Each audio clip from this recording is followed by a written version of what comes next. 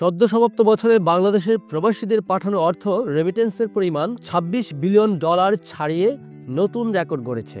2024 সালে বিশ্বের বিভিন্ন দেশ থেকে ব্যাংকিং চ্যানেলে প্রবাসী বাংলাদেশিরা $2,689 কোটি অর্থাৎ 26.89 বিলিয়ন সমপরিমাণ বৈদেশিক মুদ্রা পাঠিয়েছেন।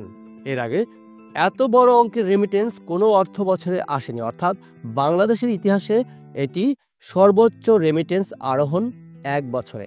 বাংলাদেশ ব্যাংকের তথ্য অনুযায়ী গত এক বছরে প্রবাসী আয় তার আগের বছরের অর্থাৎ 2023 সালের চেয়ে প্রায় $500 কোটি বা 20.50% বেড়েছে। 2023 সালের 12 মাসে রেমিটেন্স এসেছিল $2,192 কোটি অর্থাৎ 21.92 বিলিয়ন।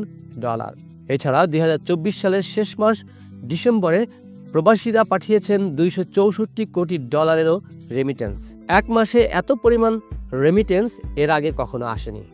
এর আগে 2020 সালের জুলাই মাসে $260 কোটি এসেছিল, ওটাই ছিল ওই সময়ের সর্বোচ্চ রেমিটেন্স।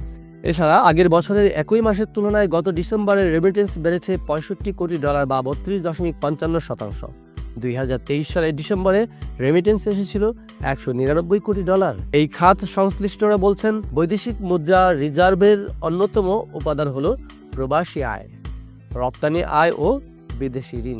তবে এর মধ্যে প্রবাসী আয় ডলার যোগানের একমাত্র দায়বিহীন উৎস, কারণ এই আয়ের বিপরীতে কোনো বিদেশি মুদ্রা খরচ করতে হয় না, আবার কোনো দায়ও পরিশোধ করতে হয় না।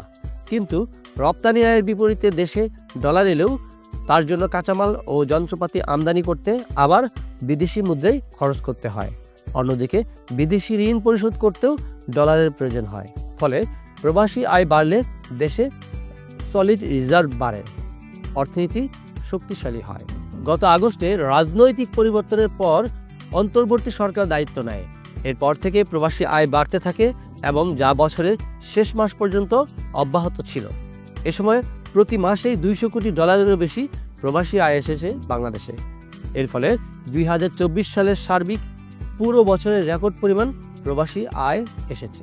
এবছরের প্রতি মাসের রেমিটেন্স হার 2024 সালের প্রথম মাস জানুয়ারিতে রেমিটেন্স আসে $211 কোটি, ফেব্রুয়ারিতে $216 কোটি, মার্চে $198 কোটি, এপ্রিলে $204 কোটি, মে মাসে $225 কোটি, জুন মাসে $253 কোটি, জুলাইয়ে এসেছে $191 কোটি, আগস্ট মাসে $222 কোটি, সেপ্টেম্বরে $240 কোটি, অক্টোবরে $240 কোটি, নভেম্বরে $220 কোটি এবং সবশেষ ডিসেম্বর মাসে এসেছে $264 কোটি রেমিটেন্স। এবার আসি গত কয়েক বছরের রেমিটেন্স হার। বাংলাদেশ ব্যাংকের তথ্য অনুযায়ী 2024 সালে বৈধ পথে ব্যাংকিং চ্যানেলের রেমিটেন্স এসেছে $2,689 কোটি, 2023 সালে এসেছিল $2,192 কোটি, 2022 সালে এসেছিল $2,129 কোটি, 2021 সালে ছিল $2,207 কোটি আর 2020 সালে রেমিটেন্স এসেছিল $2,174 কোটি। 2019 সালে $1,833 কোটি এসেছিল। এর আগে 2018 সালে রেমিটেন্স এসেছিল $1,555 কোটি। 2017 সালে রেমিটেন্স ছিল $353 কোটি সমপরিমাণ। এর আগে 2016 সালে $1,361 কোটি, 2015 সালে এসেছিল $531 কোটি আর 2014 সালে রেমিটেন্সের পরিমাণ ছিল $492 কোটি। রেমিটেন্সের প্রভাবে বাড়ছে বৈদেশিক মুদ্রার রিজার্ভ। প্রবাসী আয়ের জোরালো প্রবাহের ফলে কেন্দ্রীয় ব্যাংকে বৈদেশিক মুদ্রার মোট মজুদ বা রিজার্ভ বেড়ে দাঁড়িয়েছে $2,610 কোটি।